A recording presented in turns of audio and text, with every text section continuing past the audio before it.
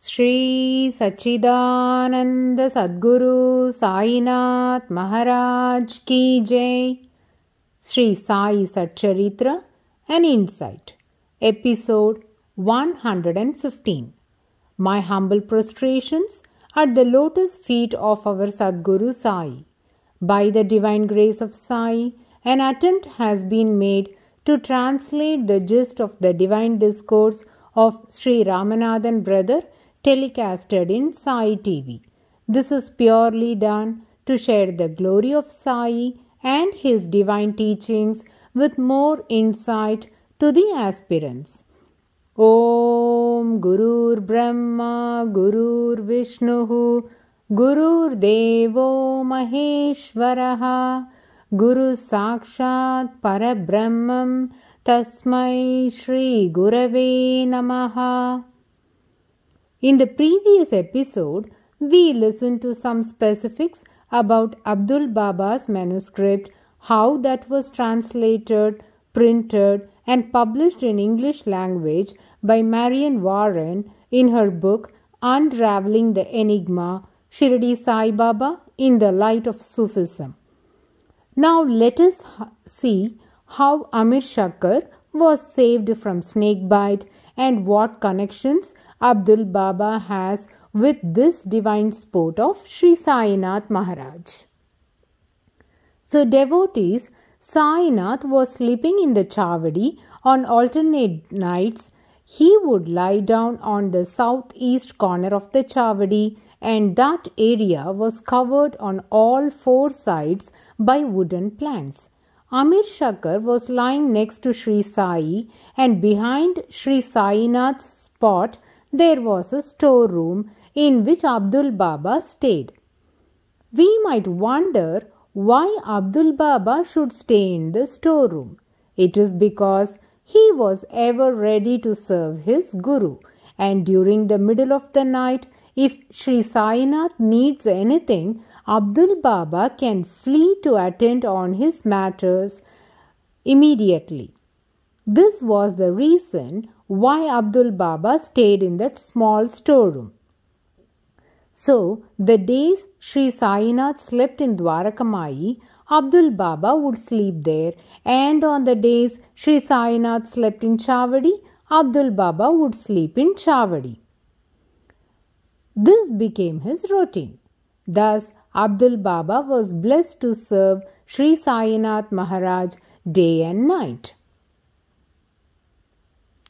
One night, when Sri Sainath was sleeping in Chavadi, suddenly, in the middle of the night, he screamed out thus, "Oh Abdul, some devilish creature is dashing against the side of my bed." The moment Abdul Baba heard Sri Sainath's voice, he came running with a lantern in his hand. Though Sri Sainath slept in a place that was covered by wooden planks on all the four sides, there will be some light there because the devotees keep few lamps, as Sri Sainath always loved to have lamps around. Abdul Baba looked everywhere but could not find anything near Sri Sainath's bed. But Sri Sai again said, "Wasn't there just now?" Abdul Baba said, "I have looked everywhere. There is nothing that I see here." Sri Sainath said, "Open your eyes and look carefully everywhere." Amir Shakkar also woke up as soon as he heard Sri Sainath's call to Abdul. He began to wonder why Sainath Maharaj is hitting the floor with the satka in the middle of the night. What is the reason for this disturbance? Abdul Baba could not understand what devilish creature Sri Sainath must have found there.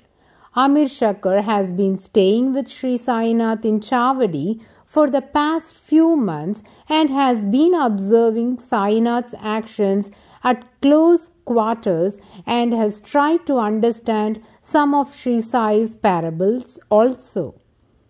One peculiar phenomenon of Sri Sainath Maharaj is to talk about danger encountered by someone as that of his own. Baba began to take his yoga dandam, that is the small bamboo stick known as satka, and began to thrash it on the floor harshly. All those who were sleeping outside the chavadi also woke up hearing this sound and watched Sri Sainath Maharaj pondering the cause for this commotion. As soon as Amir Shakkar heard this instruction of Sainath to Abdul Baba to open his eyes wide and look everywhere, Amir Shakkar understood that the danger is not exactly near Sainath Maharaj's bed, but it is somewhere around. And now these repeated warnings of Sri Sainath gave him a hint, if this is a caution to others about the existence of a snake.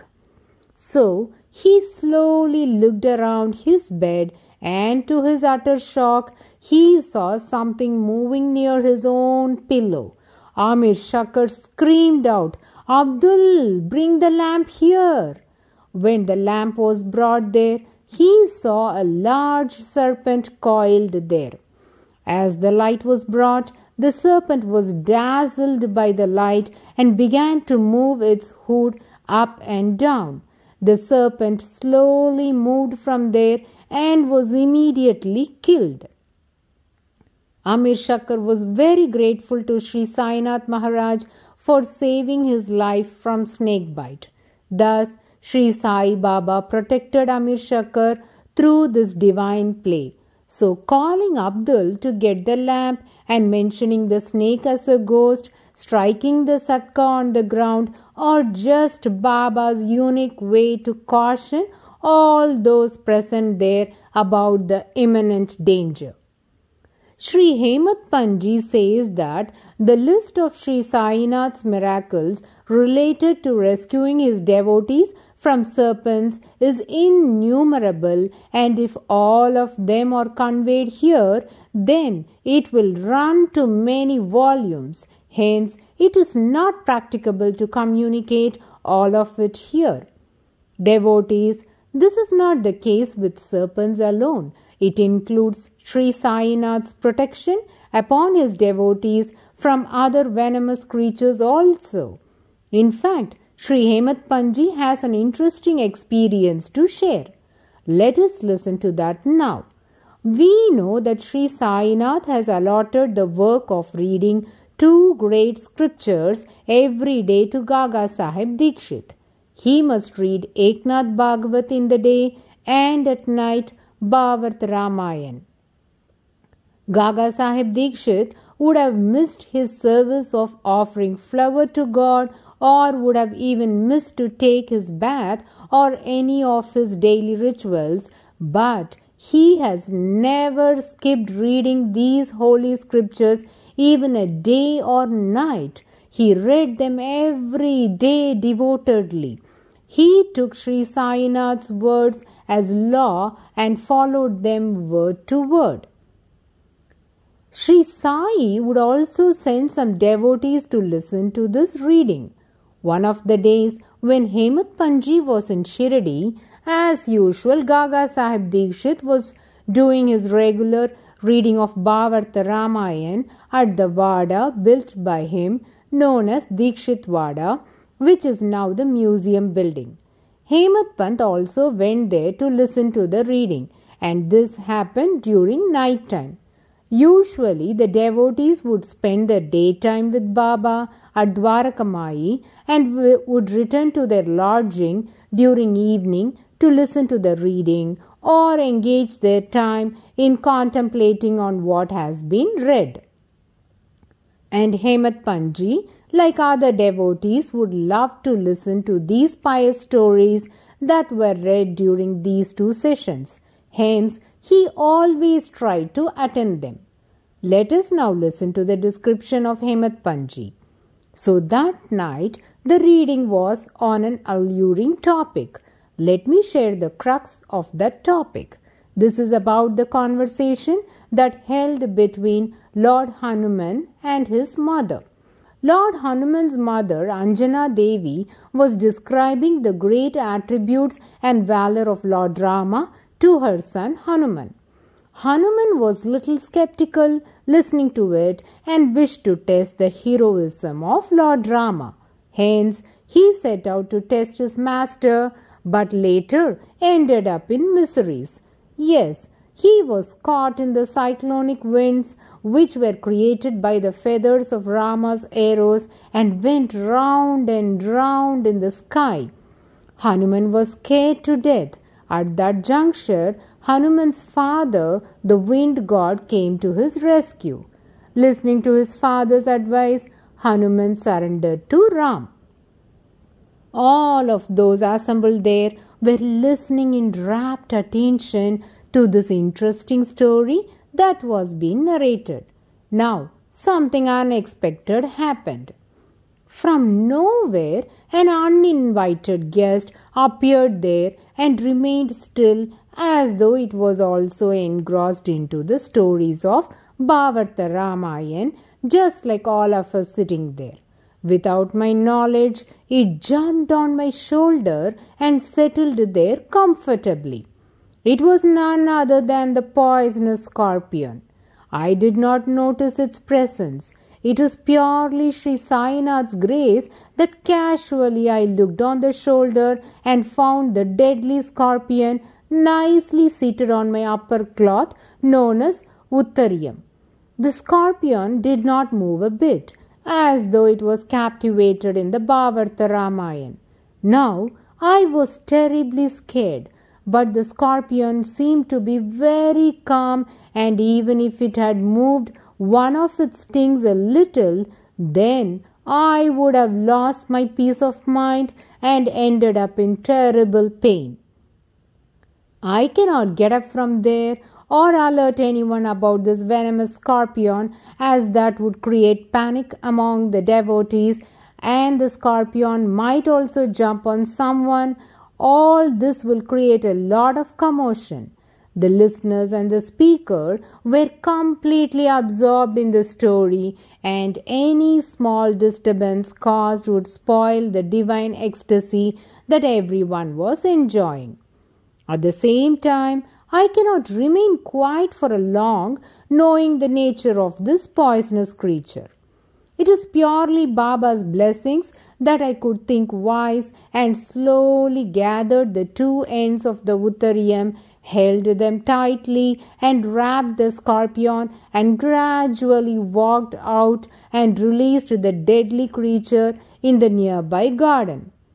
Hemant Panji quotes from Bhagavatam that God protects those who listen to his glories. The author continues thus: therefore, as I am listening to the stories of the Lord Rama, how can any creature harm me? Now, after sharing his own experiences with the devotees, Hemant Panji continues to narrate another incident connected to this. On another occasion, Hemant Panji was staying in Dikshit Wada. This is more spacious as it is a double-storied building compared to Satewada, and these were the two buildings available for devotees to lodge during Sainath Maharaj's sojourn in Shirdi. An incident occurred there which was more dangerous compared to the one narrated above. One day, when Hemant Panji was staying in the room upstairs in Dikshit Wada, a serpent was found near the window. There was a small hole next to the window. Probably the snake must have come through that. It was dazzling by the light of the lamp and got startled as the people noticed it and were moving in fear inside the room. This commotion made it to remain silent for a while. It neither slithered back through the hole nor moved forward, but just moving its hood up and down, sat coiled in the corner close to the window frame. Everyone hurried to bring clubs and sticks to kill the serpent, but none could attack it because it was curled in a corner, and so was not convenient to beat it, as a hit in the vital spot can kill it immediately, otherwise it would retaliate and bring mishap. So everyone feared. In a short while, the snake slipped away through the hole from which it came. All of them felt relieved, and the snake also was lucky to escape from being beaten. And as we had the grace of Sri Sainath, everyone was saved and felt blessed. Had the serpent not slithered through the hole but tried to crawl to the ground, then it would have landed on Hemat Panji's bed, as his spot was next to the window, and that would have led to a devastating situation.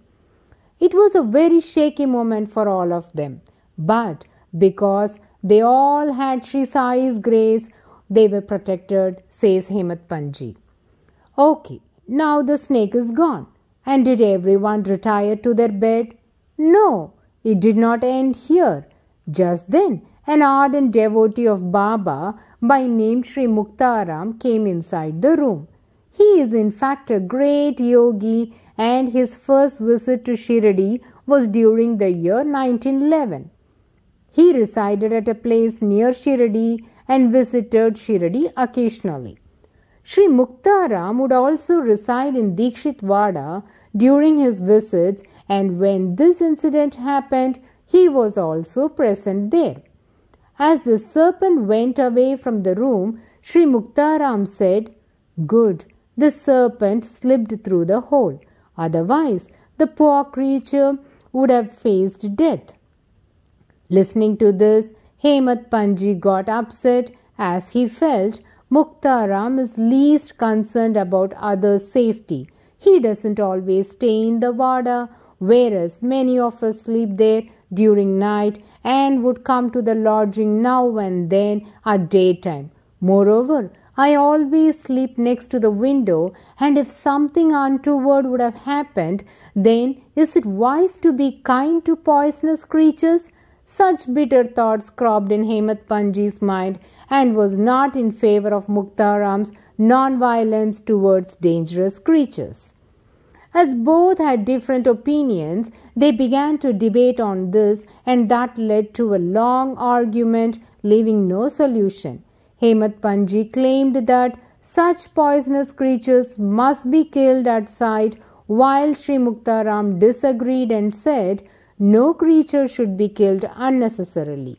Many watched this argument, and some supported Hemat Panji and others were in favor of Muktaram. Both began to quote examples from scriptures. In fact, a great poet saint, Tukaram Maharaj, has written many devotional poetries known as Abhangs, titled as Tukaram Gata, and in one of his Abhang, he had written Lord Narayana is residing even in scorpions, but that Narayana had to be revered with slippers. Devotees, though this Abhang is filled with wit and humor, Hemat Panji writes in his OV that people do not have appropriate knowledge in handling the poisonous creatures. What does this statement mean to us? Why is this claim put forth by Hemat Panji? It is because we do not know what to do when we encounter a venomous creature, be it a scorpion or a serpent. Should we kill them or not? This question is the crux of this argument. Devotees, before dwelling deep into this, let us recall a similar argument that took place between Hemat Panji and Bala Saheb Bhate on a different subject in the second chapter of Sri Sai Satcharitra. That was about the necessity of a guru, wherein Bala Saheb Bhate argued that a guru is a must in every person's life.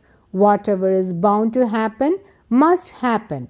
Even great men have failed. Man proposes one way, but God disposes the other way. Pride or egoism will not help, while Hemat Panji argued against it, stating that one must do his own duty and not lose their freedom by submitting to others. After all this debate, the next day, when Gaga Sahib Dikshit Ji went to Baba, Baba spoke about the necessity of a guru, which obviously implies that Baba has dismissed the views of Hemat Panji that he put forth in the previous day's argument. Similar disagreements are taking place now between Hemat Pantji and Sri Muktaram. Devotees, let us remember this. Baba never encourages arguments. Unless there is strong body consciousness and egoism, there would be no discussion. So, egoism breeds discussion. And as usual, the argument will not lead to any decision but would result in losing one's peace of mind, time and energy. Baba advised on this topic to Hemat Pantji in the first chapter of Sri Sai Satcharitra while granting him permission to write his biography. Please recall Baba's assertion. Let there be no insistence on establishing one's own view, no attempt to refute others' opinion, no discussions of pros and cons of any subject. Baba's this opinion reminds me of a debate that was organized by Vidvat Sabha at Kashi that argued upon the lyrics of various philosophical songs. So, there was a lot of discussion among the scholars on this subject. This argument went on for hours, discussing all the pros and cons. Sri Adi Shankaracharya, a peerless mystic, great thinker, and the noblest of the Advaitic philosophers, was also present over there.